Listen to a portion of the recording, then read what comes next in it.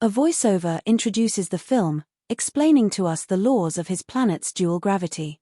Two planets are so near to one another in such a world that they obscure the sky. It appears that the inhabitants of the lower world are reversed from those on the higher planet. Both of the planet's homes are subject to the laws of gravity. They are therefore unable to go to the other planet due to the attraction of their own planet's gravity. The world above is referred to as the up top, and the world below as the down below. The two worlds are in quite different states of affairs. The bottom is impoverished and undeveloped, whereas the top is wealthy and highly developed. The upper class purchases power at an exorbitant cost and extracts cheap oil from the lower class. They take use of the riches below ground and flourish. It is extremely forbidden for the people to interact with anyone from the other world. Violations of this statute might result in jail time or perhaps death. The Transworld Corporation headquarters is the only place where individuals from two worlds may legally interact. A tower connects the two realms. Visitors from above come down below for tourism and unique experiences like dancing in the ceiling. However, those who live below do not have access to these amenities. This story is told in the voice of a little boy named Adam. Adam lives below the surface.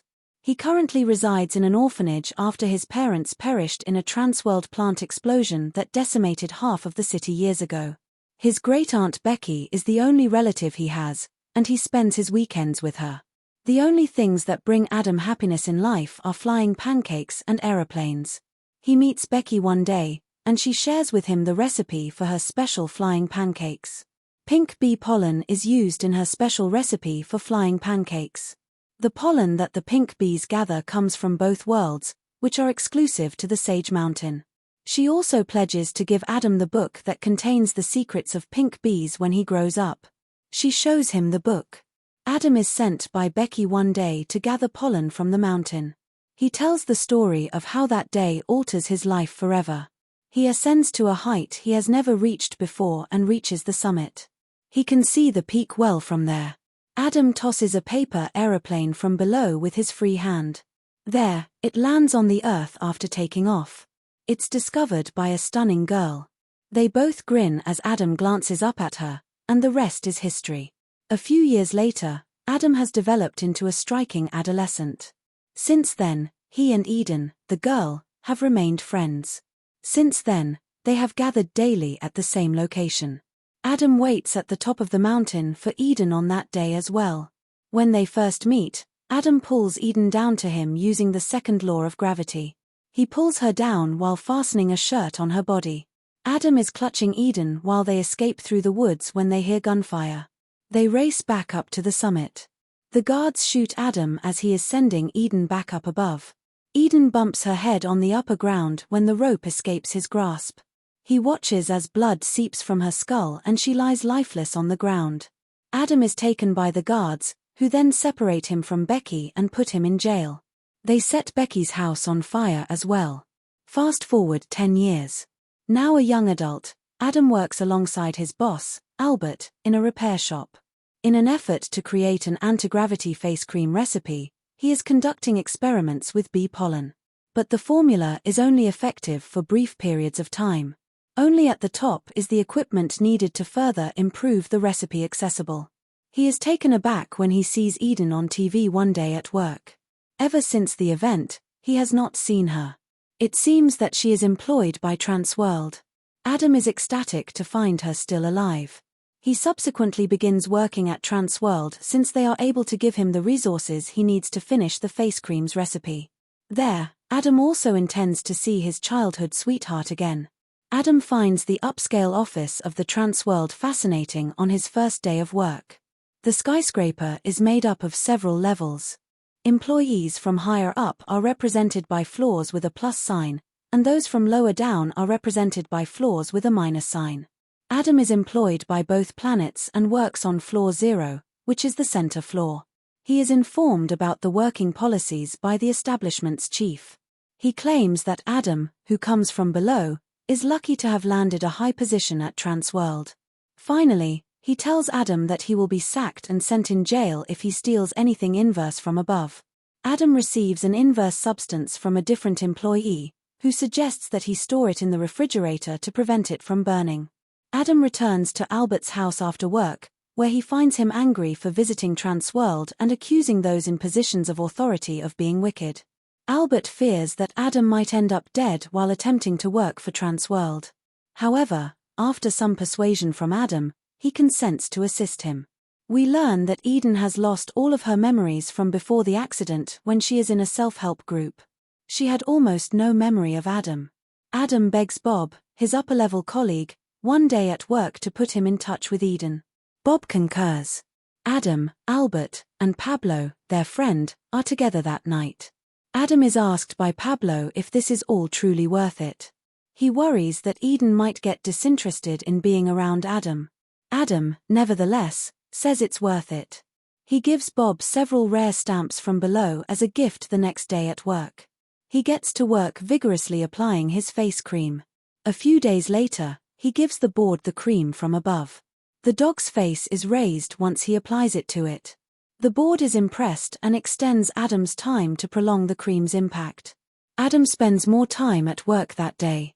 When the office is vacant, he uses Bob's phone to contact the upper receptionist while perched atop a tool.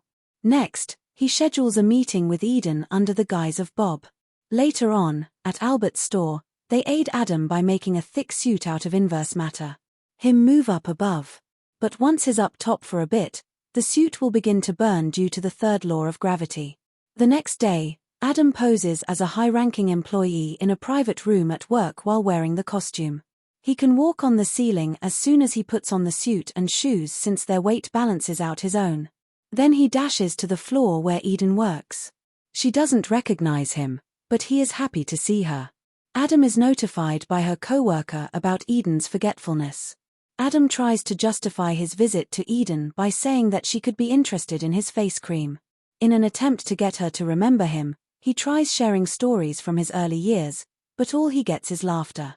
His outfit then begins to catch fire. Adam dashes to the loo and tries using water to ease his discomfort.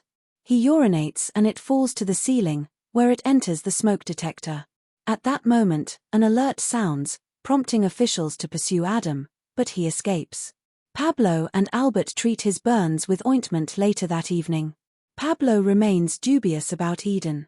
An alarm goes off at work the next day.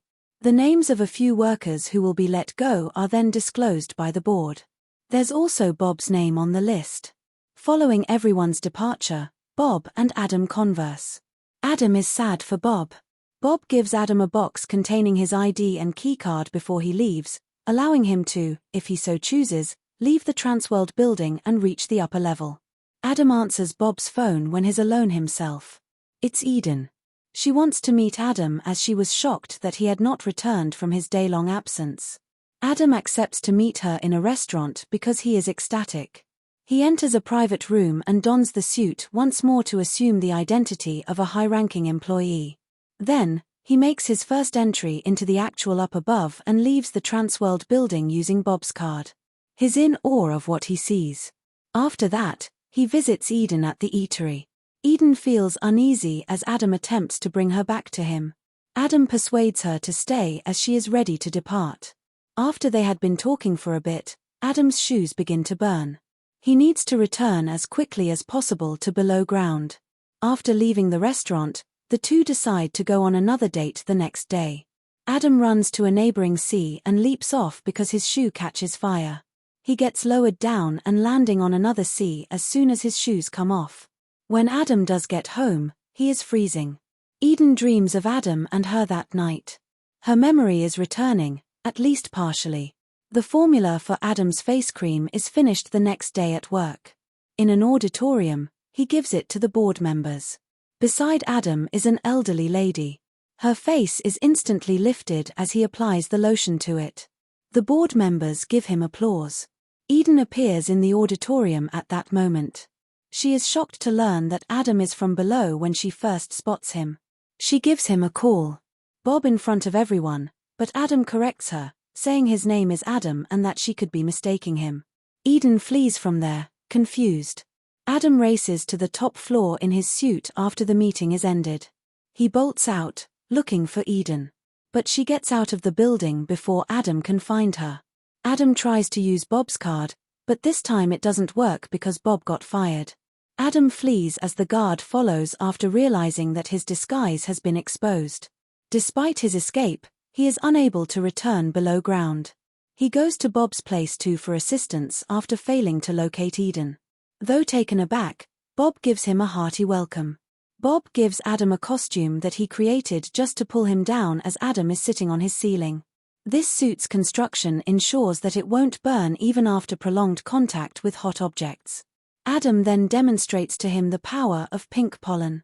He combines fluids from both planets to produce a floating material that defies both planets' gravitational pull. Bob worries that the Transworld will utilize the formula for financial gain. However, Adam admits that he never disclosed the pink pollen, the secret component, to the Transworld residents. Without him, the corporation is unable to produce the facelifting cream.